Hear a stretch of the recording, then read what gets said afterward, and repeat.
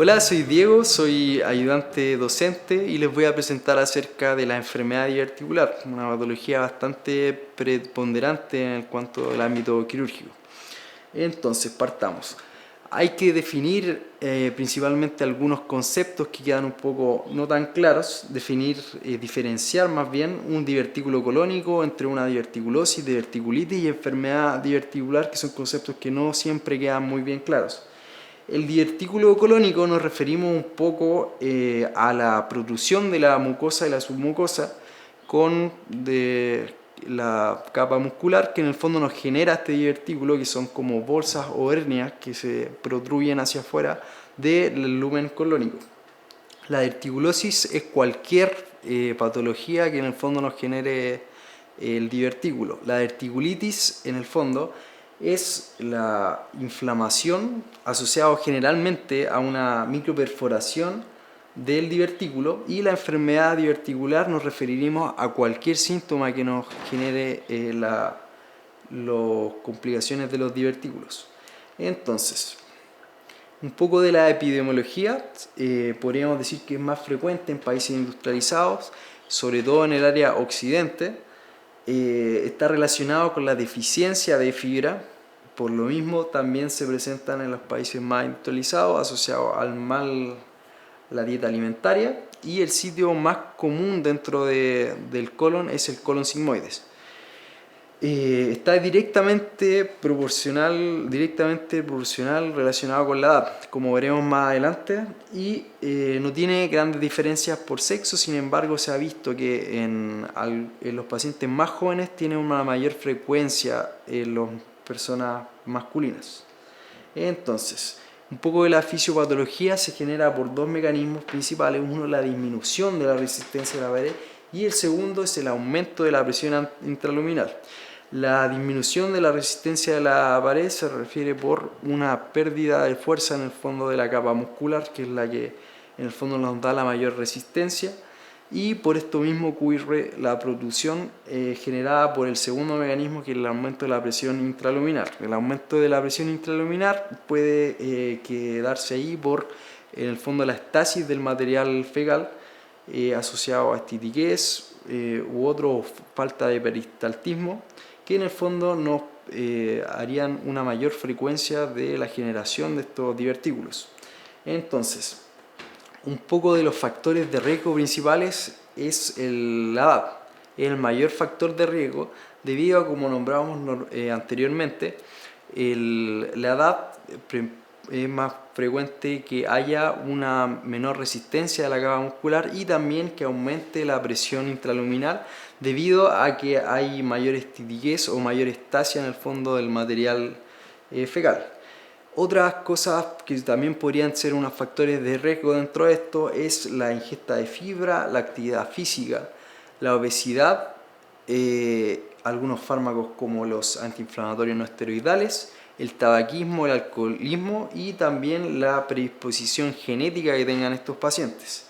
Entonces, en cuanto a la enfermedad diverticular, podríamos dividirla en no complicada y en complicada. La no complicada, como dice la palabra, se refiere a los divertículos que no sufren ninguna complicación, como inflamación, infección, sangramiento, entre otros.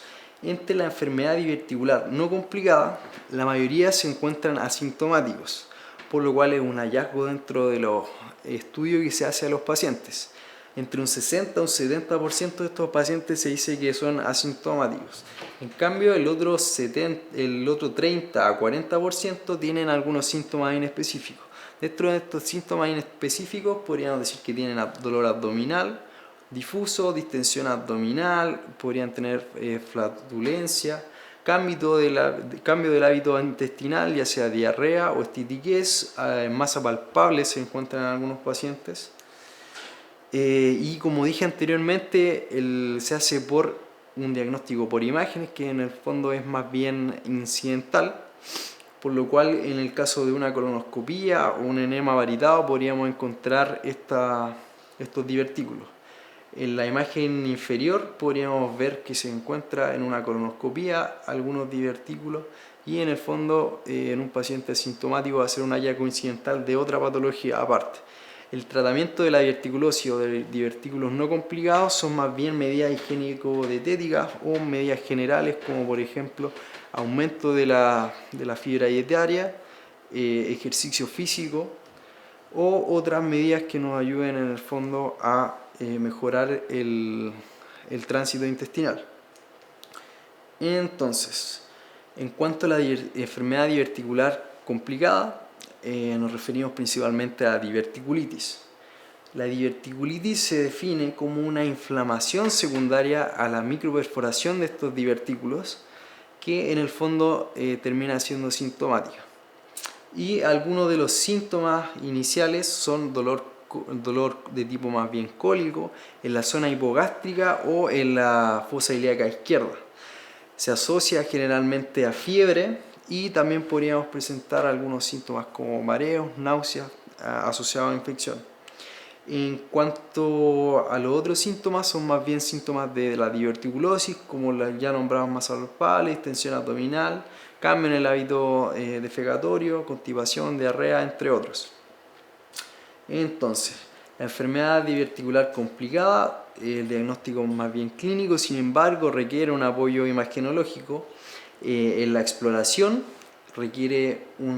Se ve, por ejemplo, que hay una resistencia voluntaria y a la palpación, y en el 25% de estos pacientes se palpa una masa palpable asociada a bastante dolor. Al tacto rectal se encuentra dolor en la pared abdominal, más bien en la zona de la fosa ilíaca izquierda, en el recto izquierdo, y ocasionalmente se encuentra una masa palpable. En cuanto a los exámenes de laboratorio, de manera inicial deberíamos ver que se podría encontrar una leucocitosis con predominio polomorfo nuclear en el 67 o 73% de estos pacientes. En cuanto al diagnóstico imagenológico, lo hacemos mediante un TAC, donde podríamos ver inflamación o signos de peritonitis, que es en el fondo la imagen que nos hace el diagnóstico y el estudio principal. Se debe recordar de manera importante que en fase aguda no se puede hacer el enema varitado o la colonoscopia, debido a que son exámenes más bien invasivos, que en el fondo nos haría más frecuente una perforación colónica. Entonces son exámenes más bien que se dan posterior a la fase aguda. Entonces, la diverticulitis, el tratamiento puede ser más bien ambulatorio si es que el paciente no presenta tantos síntomas de tipo grave. Los mismos tratamientos de la diverticulosis, una dieta rica en fibra, 20 a 30 gramos es lo recomendado. Evitar el sedentarismo, algunos antiespasmódicos y terapia antibiótica. Se da principalmente metronidazol asociado a ciprofloxacino o metronidazol asociado a amoxicilina con ácido clavulánico. En cuanto a las complicaciones de la diverticulitis, que ya son manejos un poco más graves y un poco más hospitalarios, en cuanto a las agudas se encuentran los abscesos. Se dice que los abscesos son un 20 a un 30% de las complicaciones de la diverticulitis. Y la otra importante es la perforación asociada al divertículo, que no es tan frecuente, sin embargo tiene un potencial mortal, entre un 1 a un 5%. Y las complicaciones más bien tardías, que nos referimos entonces a la obstrucción.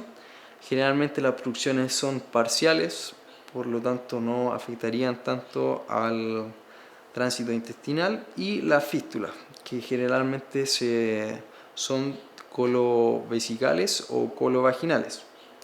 La clasificación de Hinchey en el fondo lo que hace es clasificarlo según la gravedad un poco de la diverticulitis, y nos clasifica en 4 etapas principales. La primera etapa es un absceso más bien pericólico, más bien localizado.